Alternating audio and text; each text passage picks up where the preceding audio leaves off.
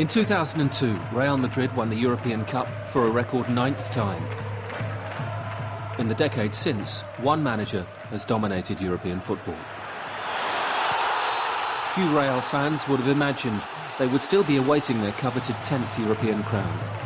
Nobody would have foreseen the rise and rise of Jose Mourinho, except perhaps the man himself.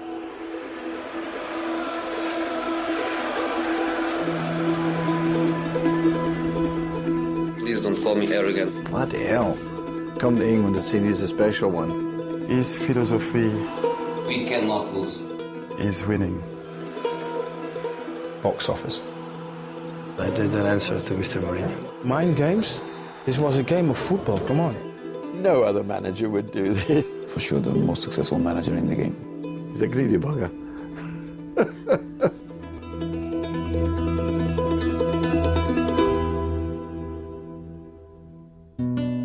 Let's go. Good to see you. How are you? Very good. Difficult questions, easy questions. 1, 2, 3, 4, 5. This is the 10th season since you arrived in European football. Much has changed in your life since then. Have you changed? You know, I have more titles. I have more money. I have even more desire to win than I had before. That's my nature. I want to do things well. I want to show my people that in life you have to have ambitions till the end of it. So I try to learn every day. I try to be better every day. And I have exactly the same or more ambition than I had before.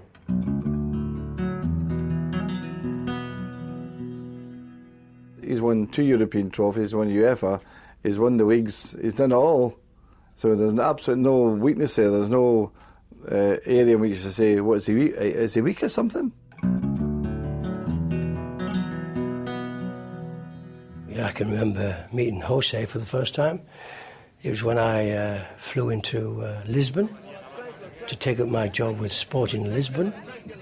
I was met at the airport by the president of Sporting, who couldn't speak a word of English.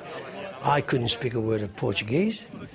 And he brought along a bright young lad called Jose Mourinho, who said who he was, what he was, and that he was to be my interpreter. Remate, boa defesa. Bom pass, Rui Barras, segundo goal, jogo acabou. Good-looking guy. Told him not to stand next to me too many times. I knew he was keen, and I knew at one time he would leave me. But I didn't at the time think, you know, that he would become a great.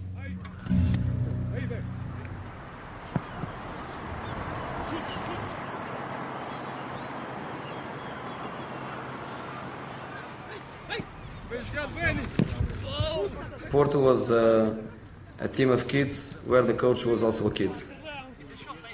75% of the players were Portuguese, and the coach was somebody that nobody knows in Europe.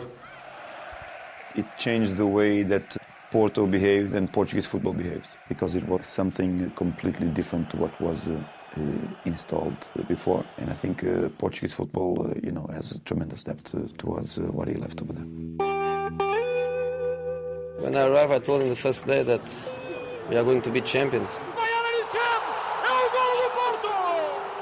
I could feel that with our quality, we could dominate.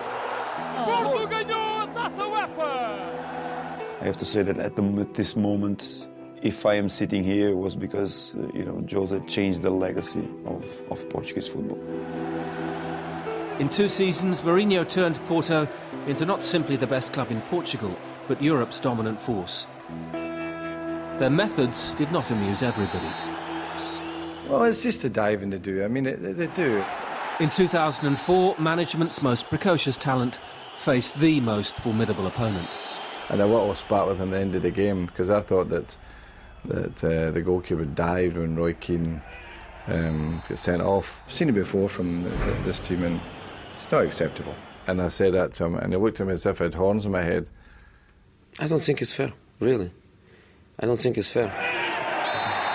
When I saw the video replay, I was really totally wrong because Roy definitely done the goalkeeper. It's not true that the Portuguese player is an actor. So what is the problem? A cultural problem?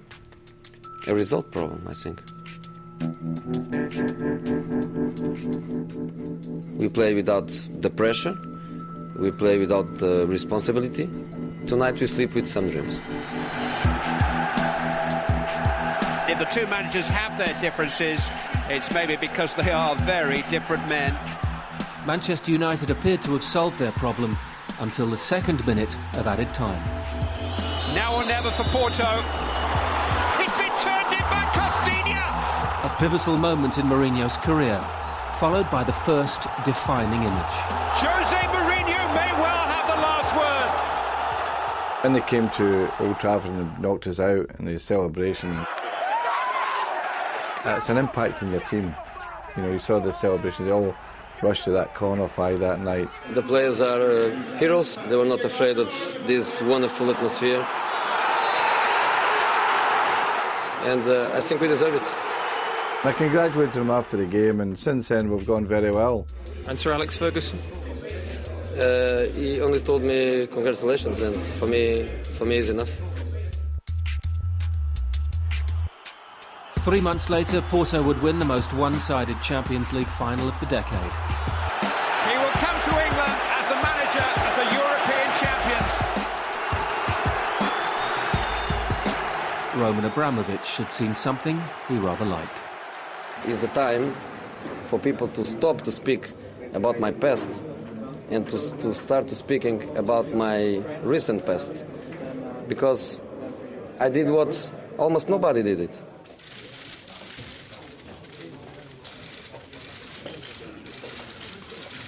Please don't call me arrogant, because what I'm saying is true. I remember his first press conference, and I says, "This is a cocky bugger, him." I'm European champion, so I'm not one of the bottle. I think I'm a special one. Box office. He was telling the players, "Look, I'm the special one. We don't lose games." What's Jose Mourinho's one biggest strength? Charisma.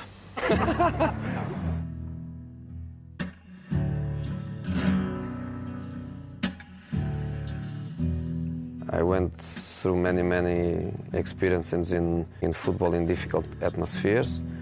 I never found cannibals in the stands, only noisy people. Cannibals eating players I never saw, but I saw a stadium where the crowd scored a goal. In the soccer tribe, what would Jose Mourinho be? He'd be a witch doctor. Because managers have to work magic. All their influence has to be through their personality, through their knowledge, their skill, but above all through their charisma. I would compare Mourinho's impact on English society, if you like, with Brian Clough. Good managers make good sides. I haven't seen anything like it since Brian Clough. There's no such thing as a side making a manager. I have to defend what is mine. And the Champions League is mine. We all like to be liked. And yet show me somebody who's liked by everybody and I'll show you somebody who's wrong. Why should I comment John Cruyff? Who is John Cruyff in this game?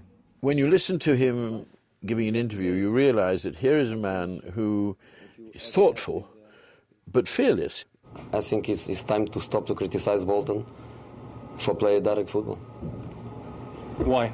Because Liverpool play more direct than Bolton. He speaks as he feels, and he makes comments that other managers wouldn't dare to make. I wouldn't change the squad, and I wouldn't change the journalists in the press. When he was dying, Brian Clough said, "I rather like this Mourinho. He's a good-looking chap. He takes after me." We have top players, and I'm sorry, I'm a bit arrogant. We have a top manager. And confidence he gave to them about him in his first press conference, because they must have been sitting saying, "Bloody hell, you know, come to England as only a young man and saying he's a special one." But what I think it did was it told all the players that he had the belief they was going to win the league.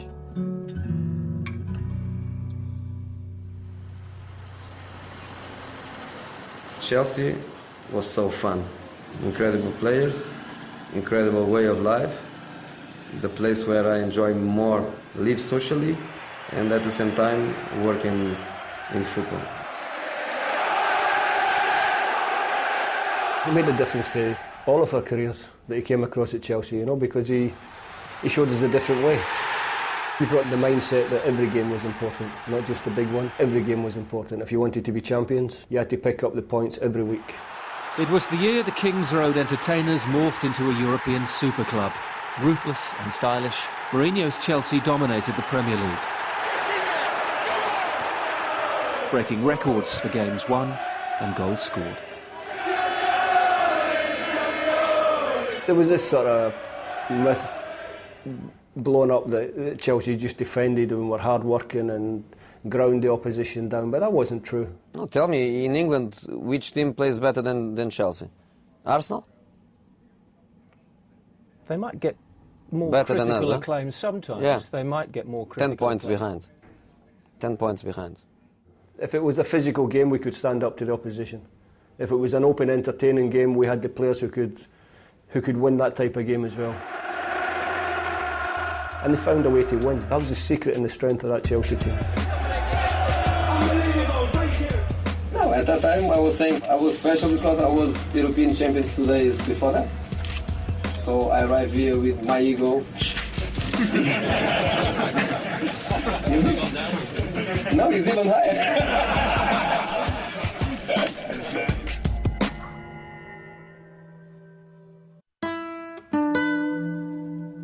I never run away from responsibility. I never run away from pressure. The best thing for the players is to feel that the manager is capable of hold that pressure and that responsibility, and leave the players with more freedom to express themselves. Is he prepared to do almost anything to win? He is, yeah. I think he'll push as far as he can if he thinks it's the right thing for him and his team. When Jose Mourinho walks into a press conference, he makes Machiavelli look like a beginner. Frank Rijkaard, history as a player cannot be compared with my history, because his history is fantastic and my history is zero. The science of destabilizing your opponent is central to just about everything he does. My history as a manager cannot be compared as Frank Rijkaard's history, because he has 0 titles and I have a lot of them.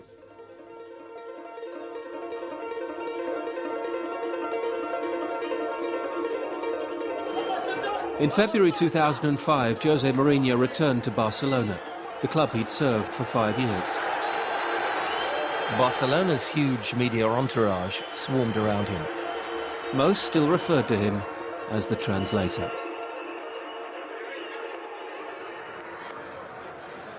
He's come out early. This is a movie star acting in a relaxed way at a time when he cannot be relaxed. The essence of what he's doing here is establishing that he is completely at home, unfazed by anything, completely relaxed. There's no problem. His team are obviously going to win, and that is part of the strategy of what he's doing. Mourinho's players were suitably inspired.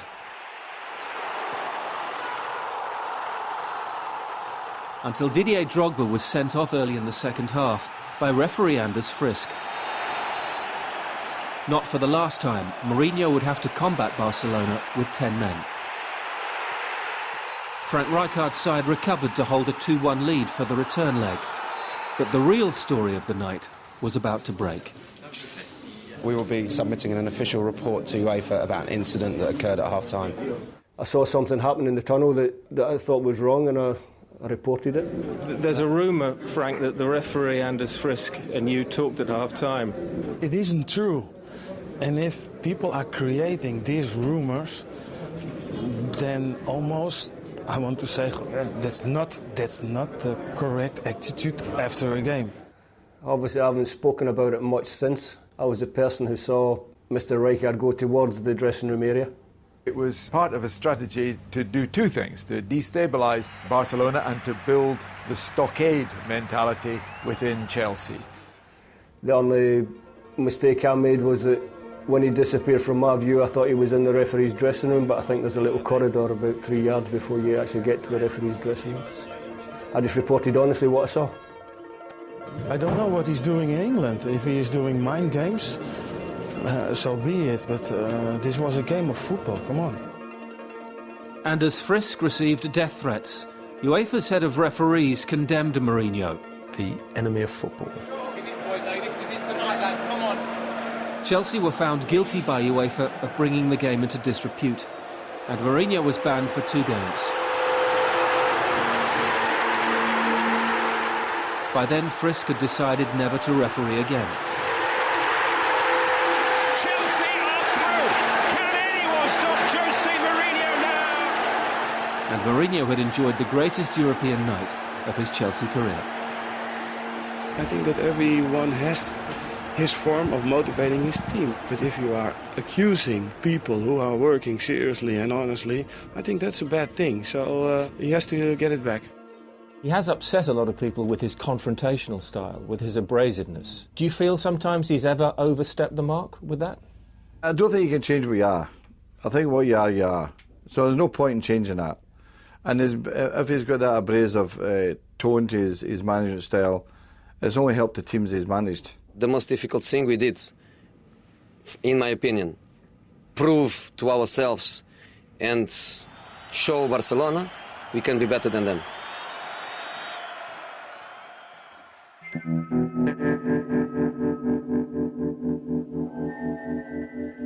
I needed him on the pitch every day. He had an opinion, even in his deliberations with me, and when we were talking about the game and our tactical substitutions and things like that. He was intelligent and a student of the game. He did his groundwork. He did his time as coach, assistant to Bobby, assistant to Van Gaal, and then he made the decision to step out on his own. And since then, it's proved to be a hell of a decision. It was also a risk.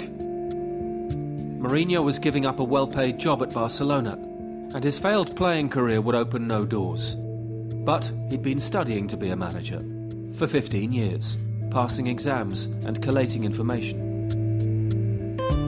The out-of-work coach spent the summer of 2000 transforming his notes into his own Bible, rewriting the rules of engagement for the 21st century coach.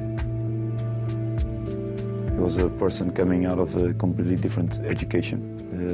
Changed the way people trained, changed the way people spoke about the game. He had that confidence, he had that superiority.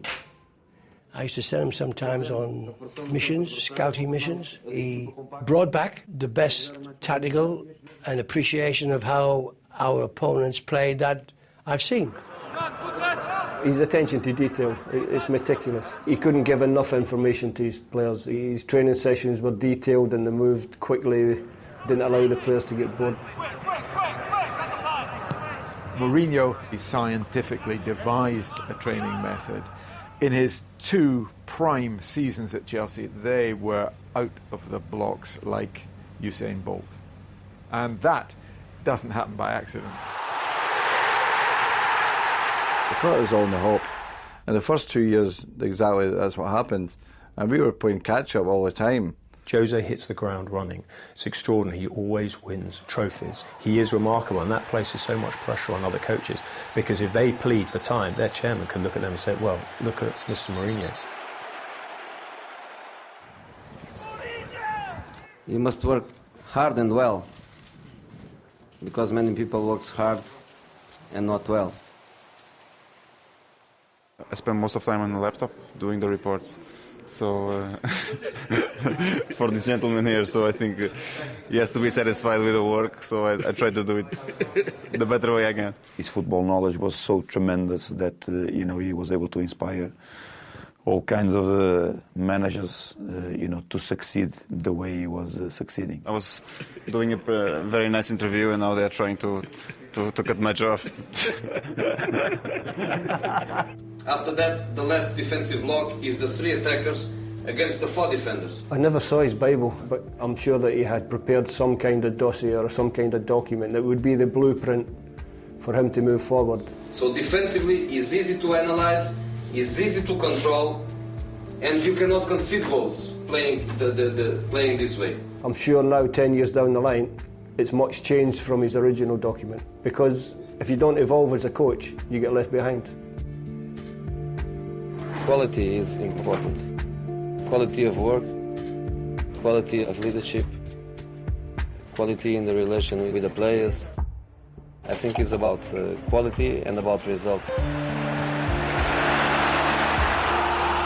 Managers who get results are the good ones. I'm not putting pressure on you about we have to win. I don't want to put that kind of pressure, but we cannot lose. We cannot lose.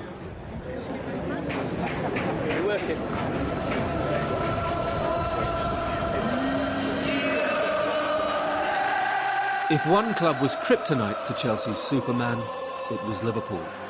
Gerrard with space, helped in towards Barros, he's beaten Jack through it. They didn't score. The goalkeeper made contact, Luis Garcia wanted across the line, goal!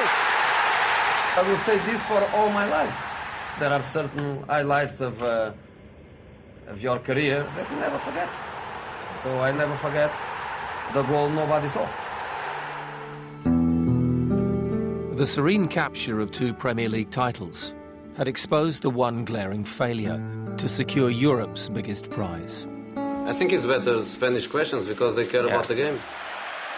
And an increasing sourness had begun to replace the sparkle. Are you up against the best coach in the world? He's one of the best, sure. He has a very good team, sure. But they will lose tomorrow.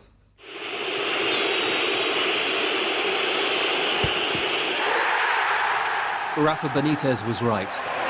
And just what that will mean for Jose Mourinho, the headline writers will tell us soon enough. Mourinho would complete his domestic trophy collection with the FA Cup, but the end of his English affair had almost been reached.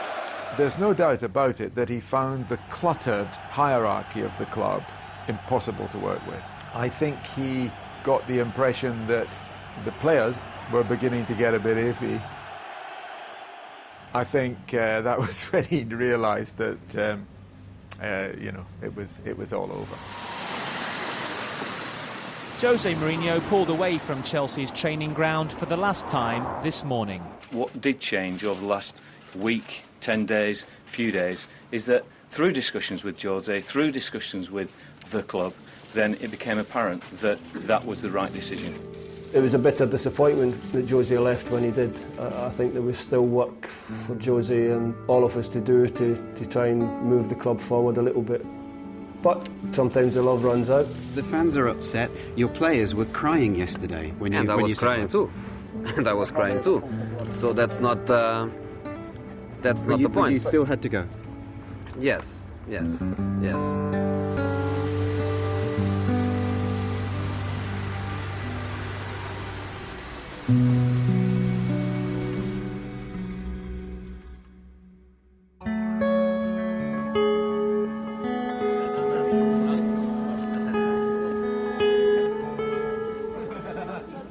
Italy, I cannot say fun. It's difficult. It's really difficult, and every match is very tactical, and every match is a huge challenge to a coach. So to go there and to do what nobody did in the history of Italian football, which was win the treble, is something I cannot forget. Why did you appoint Jose Mourinho? Because Mourinho, the character, I liked a lot the character of Mourinho, and of course the results. From the beginning, I consider Mourinho special.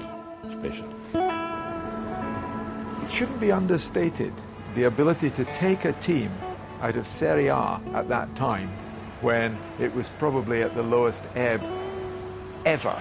And he came along and he created this team that could go anywhere.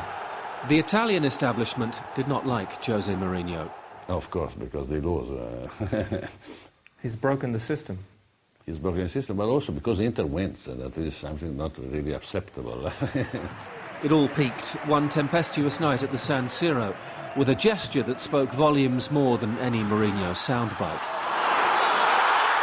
The Italian Referees Union threatened to go on strike before Mourinho was banned for 3 games. What is it about Mourinho's character that seems prepared to overstep a mark others wouldn't? It's Barcelona.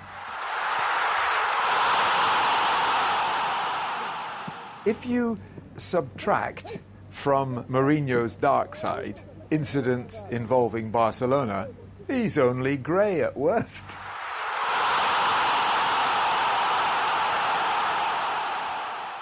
We had to face again the situation of play against them with 10 players. I think you could get the finest psychologist from Oxford University and get him or her to analyse Jose Mourinho's extraordinary relationship with Barcelona Football Club. Barcelona wants to be the best team on the pitch. Chelsea wants to be the best team on the pitch. I hope the referee wants to be the best team on the pitch. He perceives that, they look down on him. So I'm sure there is an element of wanting to prove his former paymasters wrong. I always believe in success, and the reason why I left was because I believe I could have a good future as a manager. When Jose Mourinho was a translator here, did you see him becoming the great manager he is today? No. I have to say that if in that time I would see this talent, I would go to the president and say, "Oh, keep going here because this guy is good." In fact, 6 months after he left Chelsea, Mourinho held talks about becoming the next manager of Barcelona. He made a brilliant presentation to Barcelona's then sporting director, Txiki Begiristain. He thought that he could be the Barcelona manager. He kind of approached Barcelona if there was a possibility. And I think all that built up in him. And obviously, whenever he plays against Barcelona, he probably thinks he has to prove himself. Mourinho's refusal to soften his abrasive style was the stumbling block. Instead, Barcelona would appoint a man fully ingrained in their more-than-a-club tradition. Thank you, sir. Are you ready? Yeah, I'm ready.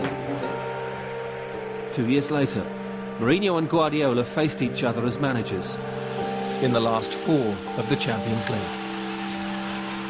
The semi-final tilts Mourinho's way.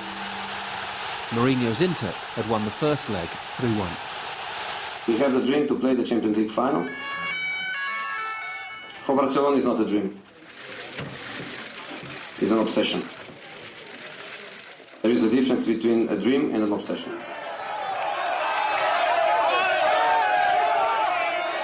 A dream is more pure than obsession. A dream is about pride. For them, this is an obsession, and the obsession is called Madrid and Santiago Bernabéu.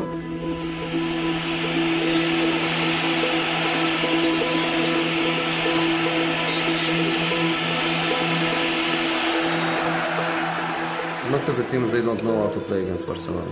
To play against a big team like Barcelona, you have to know exactly the qualities they have and exactly what you have to do.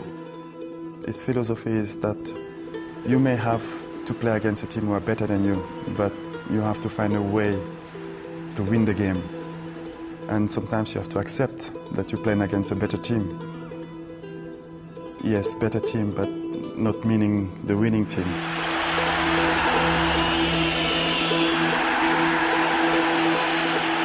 When Thiago Motta saw the red card, Barcelona dugout was celebrating like a goal. I felt in that moment they were feeling the job is done. And I went there while Pepe was speaking with Ibra to say, you think it is over, but it's far from over. Maybe to motivate myself, maybe to tell them it's not like we think it's going to be. To play against Barcelona for an hour with 10 players in a Champions League semi-final in a stadium where 100,000 people was playing was an incredible achievement for us. We did it, in my opinion, a brilliant way. Inter Milan will go to Madrid, and Jose Mourinho's moment has come again. Barcelona have mocked him, now they fall to him. Once upon a time they called you the translator here, but is this one of your proudest moments as a manager? Yes. Is the most proud? Yes. Yes. I won UEFA Cup final, I won Champions League final. I won big matches, I had great moments in my career. And this one is the best one. Jose Mourinho talked about Barcelona having this obsession to go to Madrid and that maybe that would undermine Barcelona. Was he correct? No, I didn't answer to Mr. Mourinho. What about the way that the sprinklers came on at the end? Did you see that when your players were celebrating? Barcelona put the sprinklers on. They got a bit wet. But to clean our blood, because they left the skin, so we needed some water to clean the blood. My players left blood on the pitch.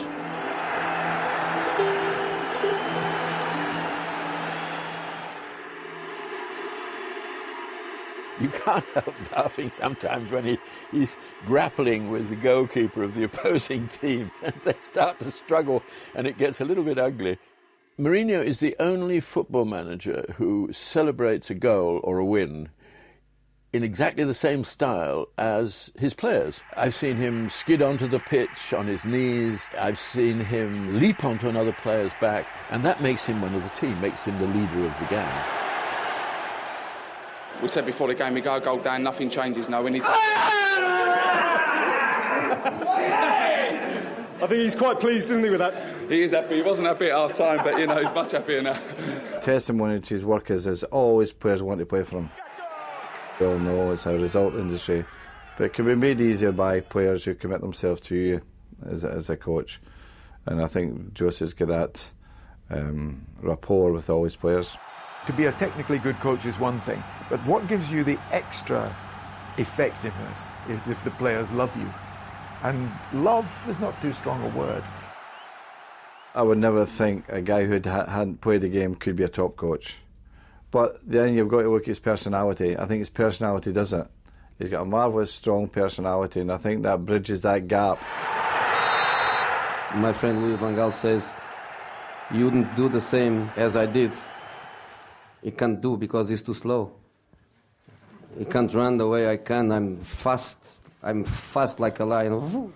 I remember at Inter, I wasn't sometimes part of the start 11, but he's always find a time to talk. If every single players put the team before themselves, they will be successful, and I think that is the strength of Jose Mourinho. You must create a good leadership with the players, which is an accepted leadership, not the leadership by power, not the leadership by status. Make everybody feel part of a group, and I'm one of them.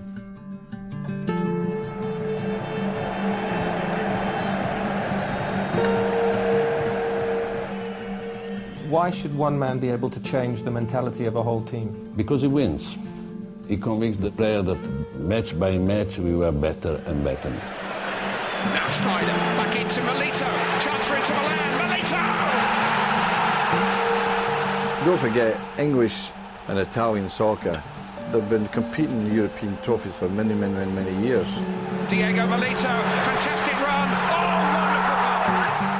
wonderful goal! No one's ever won a treble, either of these countries, until Inter did it and we did it. The last minute when you feel you are European champions, the joy of the players, of the fans, of the president, being this match, the last one with Inter Milan, is even more emotional. History for Inter Milan, the first Italian treble winners.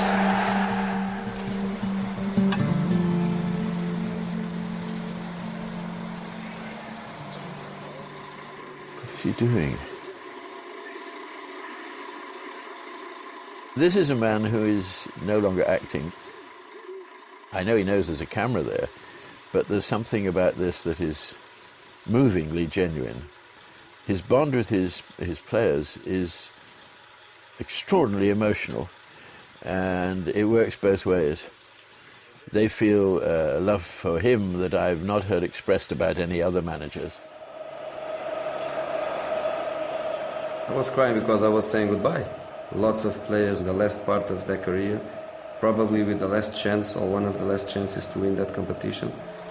It was an incredible night for me, probably one of my best nights in football. I think it's the best way to leave a team and to leave a job is to live that way, win the Champions League and leave. Jose Mourinho was named FIFA Coach of the Year for 2010. UEFA awarded him nothing.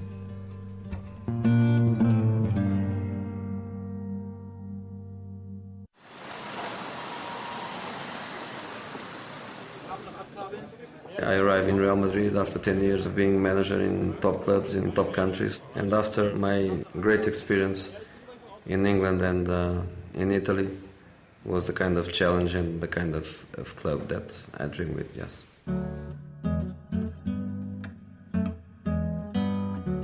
The first thing to be said is it gave him a chance to have a go at Barcelona, to borrow a phrase, to knock them off their perch. They have gone for this Galactical thing. It seems to be an important part of how they view their club. I don't think that sits well with Jose. You know, I think he prefers his own work ethic to be the shining light of the club. The objective is not to coach Real Madrid. The objective is to win with Real Madrid. I want my players to think the objective is not to play for Real Madrid. The objective is to win, especially against Barcelona, that is an incredible football team. Mourinho's first El Clasico brought a 5-0 humiliation, his worst defeat as a manager. Barcelona were heading for another Spanish title and another Champions League, unless Mourinho could inspire another semi-final upset. If he continues, say Pep, I would say, hey Jose.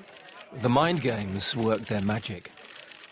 En esta sala, él es el jefe, el amo, es el que más sabe del mundo. Yo no quiero ni competir ni un instante. It's the first time say Pep. When I say Pep, I say Jose. But on the pitch, the meltdown belonged to Madrid. He lost it. He sent him off. Completely. Mourinho's been sent off as a result of his conversation with the German officials. To play in your own half when you're Real Madrid is crazy. Here's Messi. Away from 2, 3, 4. Wonderful, wonderful, wonderful.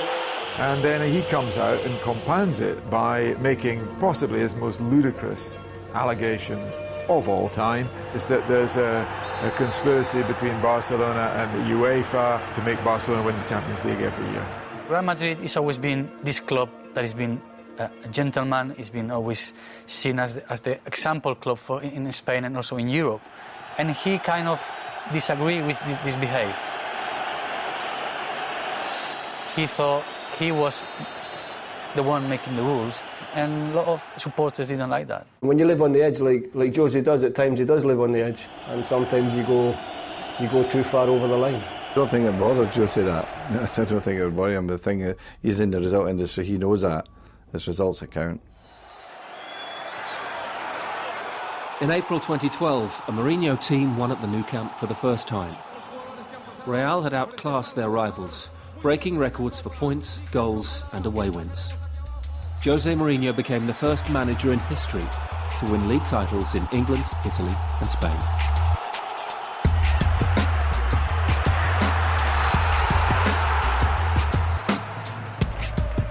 He's basically said, this is our 11, that's your 11, we'll play you at football and see who wins, and it's working much better. It has got the Galacticos, but it's not overloaded with them, and there is a work ethic there that transcends itself to a successful team. And I don't think Real Madrid have always had that in the last 15 years. Hello. What's your biggest strength? I think his love for family. That's the engine of everything. Everything I do is for them. After that, I'm Catholic. I believe in him. I try to be a good man, so he can have a little bit of time to give me a hand when I need. when you hear him talking like that, you realise that this is a man with a very complex brain, a man whose complexity makes him exciting.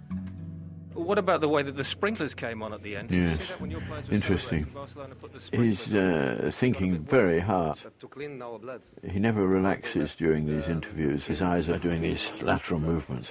His whole life somehow comes to a peak at these moments. Blood on the pitch. Is Jose Mourinho the manager, as opposed to Jose Mourinho the person? And they are two different people. I never found him arrogant. He came in with a personality, and it was just a personality. I think he's very self-confident. He has a lot of self-belief. Nobody asked me my team. Do you want to know my team tomorrow? So why don't you ask me? What's your team tomorrow? It's too late. I'm sorry. The boasting of Mourinho, I'm the special one, is a kind of joke.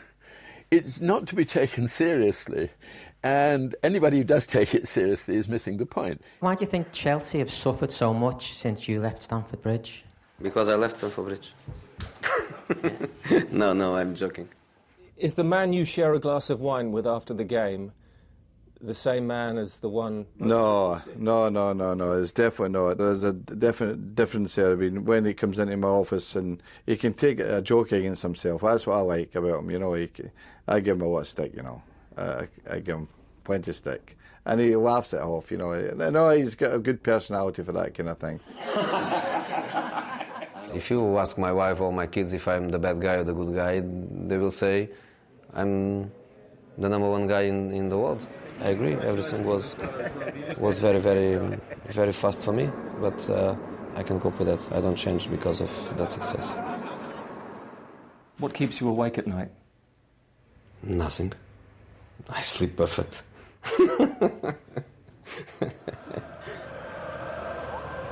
Last month, Jose Mourinho returned to the city where he made his first iconic impression on English football. Manchester City hosted Real Madrid on a relatively understated night for the manager. Real advanced from the Champions League group stage to move one step closer to ending that wait for a 10th European Cup. The next challenge for Jose Mourinho. Yes or no, is your career incomplete if you don't win the Champions League for Real Madrid? My career is always incomplete, and nobody puts pressure on me because I put pressure on myself. There is no club bigger than Real Madrid, and European football matters so much to Jose Mourinho. He must, of course, win the Champions League with Real Madrid. In fact, if he doesn't, it'll be a black mark. A failure? Yes. Yes.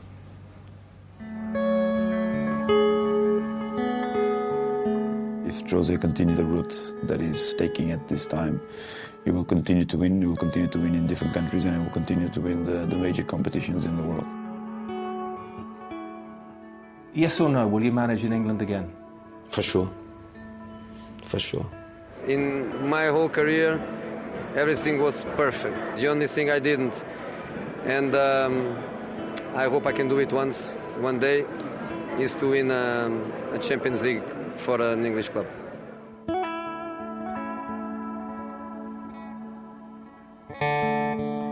He says he will come back to England and manage. Can you imagine him one day managing at this club? He can manage anywhere, absolutely. I'm not going to put any forecast of what's going to happen to this club. I'll not last forever, that's for sure. And but Jose can manage anywhere, there's no question about that. I'm proud of him, I really am. I see him with great pride. He's climbed up the steps of the ladder and he's on the top notch, and good luck to Jose. You've won 48 trophies, I'll just remind you. Is that all? Jose Mourinho has won 21 trophies, 7 titles, 2 Champions Leagues and 1 UEFA Cup in essentially the best part of a decade. 10 in a decade, it's incredible that. How old is he now? He's what? He is in his 50th year. 50th year. So he's 20 years behind me. In that 20 years, he could, if he, in the same rate, he's going to add another 42 trophies. At the current rate? Yeah. It's amazing, isn't it? If I stop now my career, I can say oh yeah, in 10 years I did this and this. But I want to carry on. I don't wanna stop. Mourinho will just get better and better and better as long as his brain gives out and his ego remains under control. Coaches get better and better. Ferguson's your perfect example. I don't think he'll manage until he's 70 away. He's told us that he wants to go on for another 15 years. 65. Yeah. Well, in that case, he would have 50 odd trophies. He's a greedy bugger. I think he will be extremely driven to win the World Cup for his country, and you know, when that happens, when statistically, you know, he's the best manager that has ever been, then I think he will finally leave the game.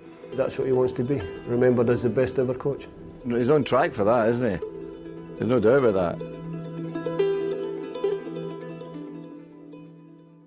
The point is give everything, and that's what I do in every club, that's what I do every day, and that's what I will do till the end of my career. And because the end of my career is very, very far, I hope God give me strength and health. I'm not afraid to fail, I'm not afraid to lose. I want to be the best tomorrow. After tomorrow is another day. Never look back. Memories, very nice memories.